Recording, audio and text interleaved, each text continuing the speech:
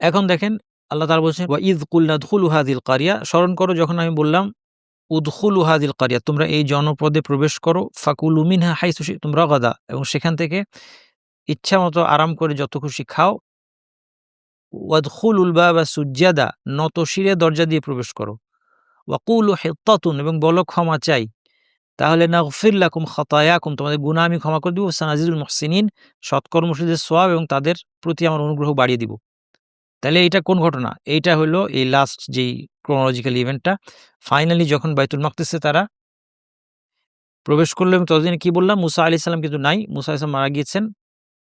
Yusha আলাইহিস সালামের নেতৃত্বে তারা যখন বাইতুল মাকদিস বিজয় করলো এবং তাদেরকে নতশিরে প্রবেশ করতে বলা হলো, তখন তাদের মধ্যে একদল সেখানেও অবাধ্য হয়ে, অবশ্যই সবাই এই কাজ করেছে তা না, তারা এইভাবে করে বসে, বসে প্রবেশ করলো এবং তাদেরকে যেটা হিত্তা বলতে বলা হয়েছে তার পরিবর্তে তারা বলল হাব্বাতুন ফি শাআরাতিন, চুলের মধ্যে গমের দানা, এ ধরনের অর্থহীন কথা বলে বিদ্রূপ করতে করে প্রবেশ করলো। এদের প্রতি আল্লাহ সুবহানাহু ওয়া তাআলা কঠিন শাস্তির কথা বলেছেন। এটা আমরা এখন এই বিবরণটা তাহলে দেখছি এখন, তাই না? আসেন দেখি ভেঙে। ওয়া ইয কুলনা, আর স্মরণ করো যখন আমি বললাম, ওই আয়াতটাই আবার এখন ভেঙে দেখছি। ওয়া ইয কুলনা, হ্যাঁ, স্মরণ করো যখন আমি বললাম উদখুলু হাযিল কারিয়া, তোমরা এই জনপদে প্রবেশ করো। উদখুলু হাযিল কারিয়া, কারিয়া মানে শহর, গ্রাম, জনপদ, যেকোনো জনপদকে বোঝায় কারিয়া। এখানে মুফাসসিরগণ বলছেন উদ্দেশ্য হচ্ছে বাইতুল মাকদিস, ফিলিস্তিন অঞ্চল, যেখানে এখন যেটা আগে বলেছি আমরা যে বহু নবী রাসূলের পদচারণা ছিল এই জায়গায়, এই অঞ্চলটায়। এটি একটি বরকতময় অঞ্চল। আল্লাহ সুবহানাহু ওয়া তাআলা যেন ইহুদীদের হাত থেকে একে রক্ষা করেন, উদ্ধার করেন। তোমরা এই জনপদে প্রবেশ করো, ফাকুলু মিনহা, এবং প্রবেশ করার পর পরবর্তীতে ফা দিয়ে বোঝাচ্ছে প্রবেশ করে কি করবে, কুলু, অনুমতি দেওয়া হচ্ছে খাও, মিনহা, এই কারিয়া থেকে, এই জনপদ থেকে। এই জনপদ অত্যন্ত সমৃদ্ধ জনপদ ছিল, সেখান থেকে তোমরা খাও। হাইসু শি'তুম, হাইসু মানে যেখানে খুশি, শি'তুম মানে তোমাদের ইচ্ছা, রাগাদান, হ্যাঁ, এই শব্দগুলো আগে কিন্তু আমাদের গিয়েছে একবার। রাগাদান মানে হচ্ছে ইচ্ছা, মানে প্রচুর পরিমাণে এবং বিনা কষ্টে, আরাম করে খাও। এই খাওয়ার সাথে কোনো হিসাব নাই, কোনো হিসাব নেওয়া হবে না কত খেলে, কোনো কষ্ট নাই, প্রচুর পরিমাণে খাও।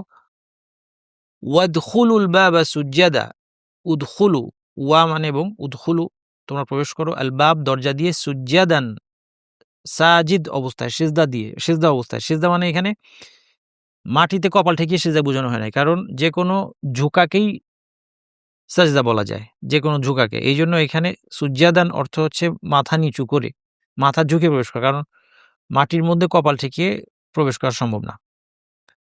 এটা আলেমরা ব্যাখ্যা করেছেন যে তাদেরকে নত শিরে মাথাটা ঝুঁকিয়ে আল্লাহর প্রতি বিনয়, আনুগত্য, আল্লাহর প্রতি ইবাদতের অনুভূতি নিয়ে মাথা ঝুঁকিয়ে বিনয়ের সাথে প্রবেশ করতে বলা হয়েছিল। ওয়াকুলু হিত্তা, এবং তোমরা বলো হিত্তা। হিত্তা মানে যেটা বলেছি, এর মূল অর্থ হচ্ছে ভাল লাঘব করার অর্থ, অর্থাৎ গুনাহ মাফ করার অর্থ এখানে আছে, যে ক্ষমা চাই। এটা সহজ অনুবাদ কোনো অনুবাদক করেছেন, আমার কাছে এটা অনুবাদটা সাবলীল মনে হয়েছে, এজন্য এটি বাছাই করলাম। যে আমাদের চাওয়া হচ্ছে ক্ষমা, আপনার কাছে আমাদের চাওয়া মাসআলাতুনা হিত্তা, যদি গ্রামাটিক্যালি ব্যাখ্যা করতে চাই, মাসআলাতুনা হিত্তা, যে আপনার কাছে আমাদের চাওয়া হচ্ছে কি, ক্ষমা। তাহলে কি হবে যদি এটা করো, নাগফির লাকুম খাতায়াকুম, কত বড় উপকার যদি তারা এই বিনয়টা দেখাতো এবং হিত্তা শব্দটা বলতো তাদের জন্য। নাগফির লাকুম খাতায়াকুম, নাগফির ক্ষমা করে দিব আমরা ক্ষমা করে দিব, লাকুম, নাগফিরের সাথে নাগফিরকুম না বলে নাগফির লাকুম বলা হয়, লাম যুক্ত করে। তোমাদেরকে ক্ষমা করে দিব কি, খাতায়াকুম, তোমাদের যেই গুনাহগুলো আছে। খাতিআ হচ্ছে পাপ, এটার প্লুরাল হচ্ছে খাতায়া, তোমাদের সমস্ত পাপ ক্ষমা করে দেওয়া হবে। ওয়াসানাজিদুল মুহসিনিন, মুহসিন যারা ইহসানকারী তাদেরকে বাড়িয়ে দিব। মুফাসসিরগণ বলেছেন তাদের সওয়াব বাড়িয়ে দিব, এবং তাদের প্রতি আল্লাহ বলছেন আমার ইহসান বাড়িয়ে দিব। তারাও ইহসান করেছে, তারা উত্তম রূপে আল্লাহর ইবাদত করেছে এবং সৃষ্টির উপকার করেছে, এটা হচ্ছে ইহসান। আল্লাহর ইবাদতের ক্ষেত্রে উত্তম পন্থা অবলম্বন করা, এবং অন্য কথায় সুন্নাহ মোতাবেক সুন্দরভাবে ইবাদত করা এবং সৃষ্টির প্রতি উপকার, এই দুইটা মিলে হচ্ছে ইহসান। এটা যে ইহসান করে তাকে বলে মুহসিন। মুহসিনিন যারা ইহসান করে, ইহসানকারী, সৎকর্মশীল, সহজ বাংলায় সৎকর্মশীল। সানাজিদু, জাদা মানে বৃদ্ধি করা, নাজিদু মানে আমরা বৃদ্ধি করব, আল্লাহ বলছেন। তার সাথে যদি সিন লাগানো হয়, আমরা জানি যে নাজিদু এই ফর্মটা হচ্ছে ফেল মুদারে বলা হয়, এটা বর্তমান ভবিষ্যৎ বোঝাতে পারে। সিন যুক্ত হলে ভবিষ্যৎ বোঝানোটা নিশ্চিত হয়ে যায়।